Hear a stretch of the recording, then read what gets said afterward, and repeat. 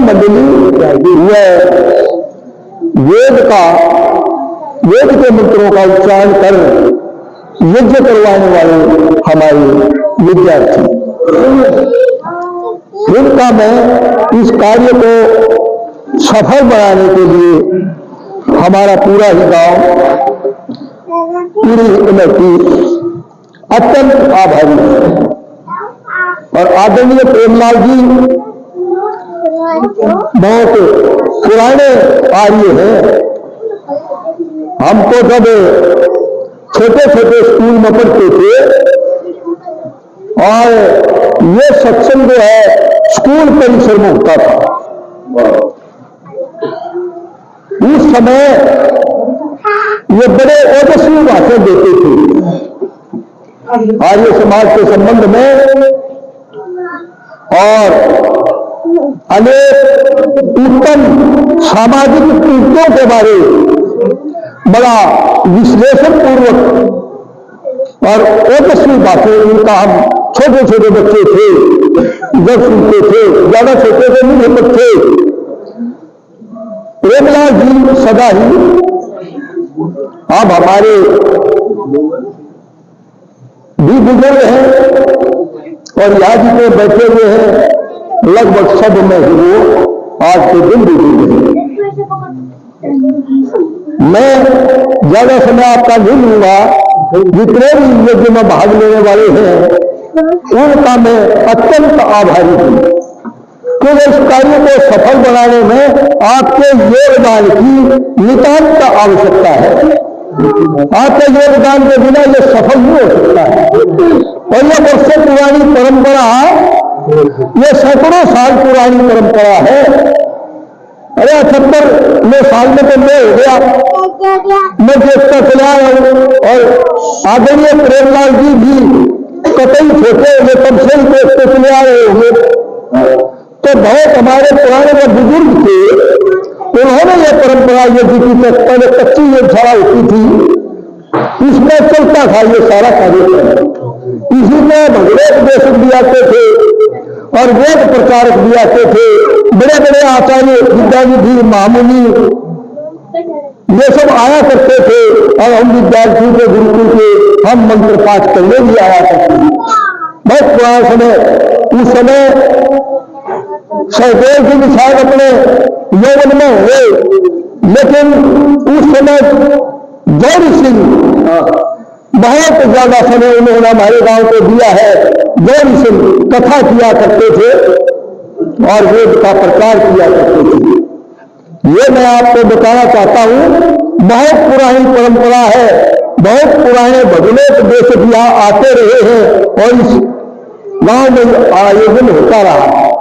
अब रुचि कम इसलिए हो गई क्योंकि विज्ञान की उन्नति बहुत हो गई और घर लेट करके हम सब कुछ देख रहे हैं और सुंदर सुंदर आकर्षित भवन, आकर्षित करने वाले भवन उपदेशों को हम वहां सुन रहे हैं।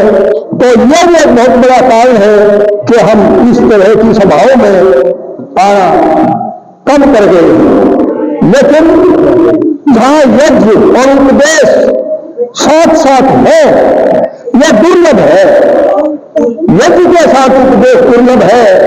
वहां आदमी देखोगे आप तो वहां तो वैसे दिख रही है आपको, या तो साक्षात बन रही है, पर यदि यज्ञ की अग्नि के सामने आना हमारा अत्यंत आवश्यक है। देखो प्रकृति ने इतने प्राणी बनाए हैं, परमात्मा ने कितने प्राणी बनाए, सोच के देखो मनुष्य इसमें क्या अलग है, मनुष्य सर्वश्रेष्ठ प्राणी क्या है, यह मैं आपको केवल 5 मिनट में बता देता हूं। यानी कितने भी प्राणी, पशु देखो, पक्षी देखो, कीट पतंगे देखो, कुछ भी देखो, सबके पास वाणी नहीं है, केवल ध्वनि है। कोई वो करेगा, कोई तो करेगा, कोई तो करेगा, कोई वो करेगा, कोई तो करेगा, कोई की करेगा, और वो सदा की ध्वनियां है उनकी अपनी। वो केवल अपनी स्थिति का धरने के बाद विशेषण जाते हैं। कौवा स्वयं जाएगा, बहुत इकट्ठे हो जाएंगे, कौवा समझेगा कौवा नहीं दो, काबर नहीं समझे, वो अपने उसमें बन रहे। काबर शहर में कहेगी तो काबर कच्ची हो जाएगी, डूमरी शहर में कहेगी डूमरी मच्छी हो जाएगी। वो केवल ध्वनि है, वाणी नहीं है। वाण्य का सम्मेलन करो पुरुषम या संस्कृताधार्य को, ये जो वाणी है ये अलग कर देती है मनुष्य को, ये श्रेष्ठ बनाती है मनुष्य को। हम अपने भावों की अभिव्यक्ति अपनी वाणी से कर सकते हैं। मुझे प्यास लगी, मैं कहूँगा भाई पानी पिला, मेरे पशु प्यासा मर जाएगा, पक्षी पानी नहीं पीछेगा कहीं तो प्यासा मर जाएगा, लेकिन ये नहीं कह सकता किसी को अरे भाई मुझे पानी पिला।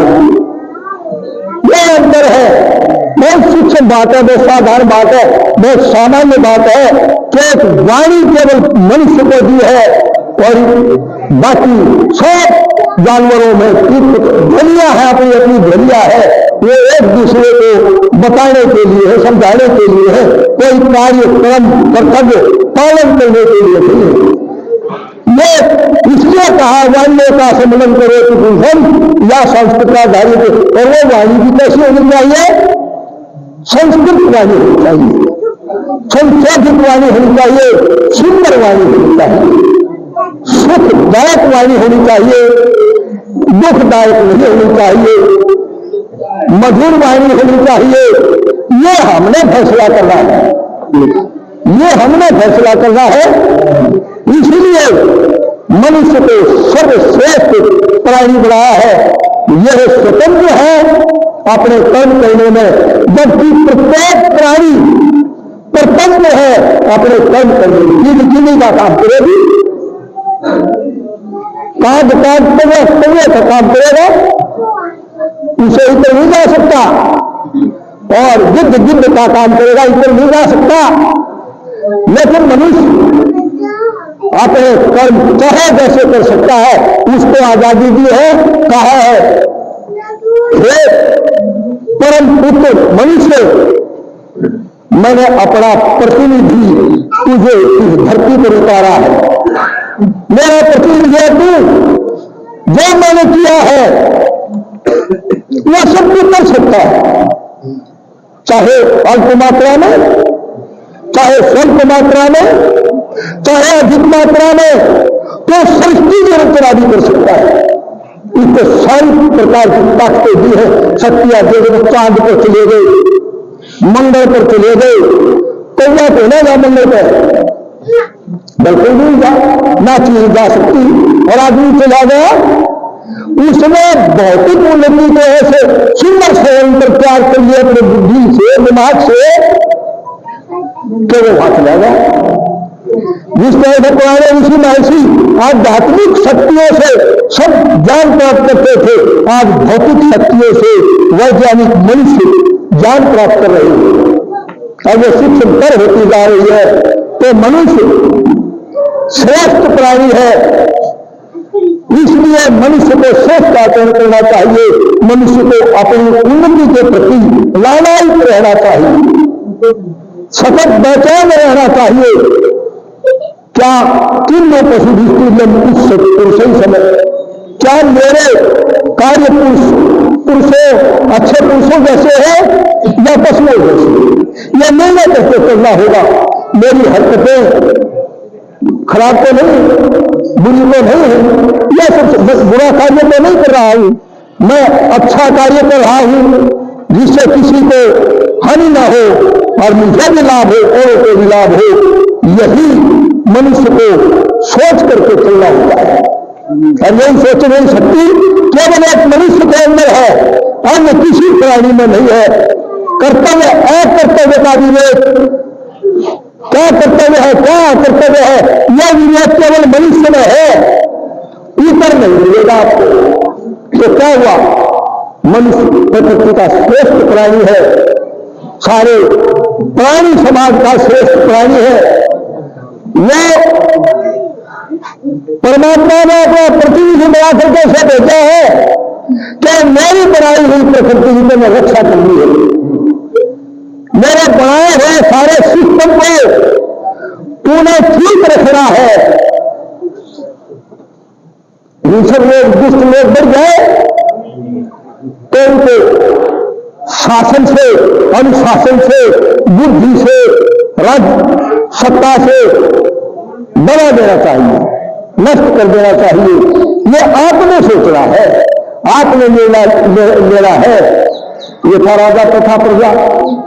राजा जैसा होगा प्रजा तो वैसी होगी, क्योंकि प्रजा एक व्यक्ति में बहुत कम ताकत है और राजा में बहुत बड़ी ताकत है। एक व्यक्ति एक करता हुआ देखेगा कोई, उसका बहुत प्रभाव नहीं पड़ेगा, लेकिन राजा अगर करेगा तो उसका प्रभाव समाज पर करता है। तो इसी मूर्ति पूजा तो बड़ी हो जाए, क्योंकि हमारा प्रधानमंत्री साहब धार्मिक तो है वो पूरा, लेकिन साहजा पठा राजा बेचारे, पठा राजा बेचारे पैदा आ रहे हैं। ये एक ऐसी वृत्ति है जिससे मूर्ति पूजा को बढ़ावा मिला है। और अंतर्यामी जो शुद्ध वृत्तियां हैं उनकी कुछ कटौती हुई। मैं समझता हूं आज मेरे मेरे बच्चे जो बच्चे हैं वो भी यहाँ इसलिए के अंदर आए, कॉमन यूनिवर्सिटी में आए हैं, वो केवल अपने कर्म को लेकर कर्म शरीर माध्यम खुद धर्म कर्म साधन। शरीर जो है पहला धर्म और कर्म का साधन है। इस साधन को स्वस्थ रखो, सही बना करके रखे, रोग उत्तोड़ कर रखो, संवार कर रखे, बीमार मत होने दो, सही मत होने दो, क्योंकि यह साधन परमात्मा ने दिया है। इसलिए हम इसकी उपेक्षा करते हैं। कौन उपेक्षा करते हैं? न बना ईश्वर ने बनाया, उसकी रचना है। और नौ परमात्मा ने बनाया शरीर बना करके हमको दिखा दिया। ऑटोमेटिक काल में सारे दरवाजे ऑटोमेटिक में दिखते हैं। देख लो, जो दरवाजा जिस क्रिया को कर रहा है ना, उस क्रिया को करके बंद हो जाता है। कितना सुंदर शरीर है, कितना सुंदर घर हमें बना करके दिया है परमात्मा का। हमें धन्यवाद करना चाहिए। मनुष्य ने दी है, परमात्मा ने हमारा धन्यवाद करना चाहिए। अब ज्यादा समय आपका मैं नहीं हुआ, क्योंकि हमारे सहयोगी है, हमारे पुराने सहयोगी है, ये कभी से आते हैं और परिवार जैसे हुए। इन्होंने बड़े बड़े यहाँ बड़े बड़े हमारे गांव के बड़ी बड़ी भीड़ को भी देखा है और छीड़ को भी देखा है, छीड़ को भी देख रहे हैं। और हमारे आश्रम के साधारण स्वरूप को भी देखा है और विशेष स्वरूप को भी देख रहे हैं। सबका सहयोग है, सबका मैं धन्यवादी। प्रेमलाल जी पिछली दफे लाखों ऊपर दे गए थे, और इसी तरह से जो विशेष हमारे व्यक्ति बहुत सारे ऐसे हैं जिन्होंने लाखों लाखों रुपए दिए हैं, हजारों हजारों रुपए दिए हैं समय समय पर। उन्हीं का ये कारण है। और 1 रुपए से लेकर के 10 रुपए भी अगर किसी ने दिए हैं, ये बराबर के पात्र हैं। क्योंकि 1 रुपया भी अगर आपने सही जगह पर लगाया है तो वो पुण्य कारक होता है। एक कर्म में शुभ करता है, सब जाकर स्वर्ग लेके काम होती। एक भी कर्म आपने अगर अच्छा कर दिया है तो आप मान लो कि आपका साधा स्वर्ग में हो गया। एक भी कर्म देखो कितने कर्म करते हो आप। ऋषि ने कितनी बड़ी बात कही है महर्षि यास्क में। और एक शब्द सुप्रयुक्त है, समझ जाकर अच्छी तरह से समझ करके आपने प्रयोग कर दिया है, वो भी आपको स्वर्ग के दरवाजे पर ले जाता है। तो अब ज्यादा मैं बोलता हुआ सारे हमारे इन पुराने आ गई तो आदर करता हूं और इनका धन्यवाद करता हूं हमारे कार्यक्रम को सफल बनाने के लिए। और प्रेमलाल जी जो पुराने समय से मैं देखता आ रहा हूं, उनका भी समय के सौंदर्य हो जाए लेकिन दीपावली का जो उत्सव है वो यहाँ मनाते हैं। इन शब्दों के साथ आप सबका मैं धन्यवाद करता हूँ। धन्यवाद। अगली कार्रवाई करेंगी।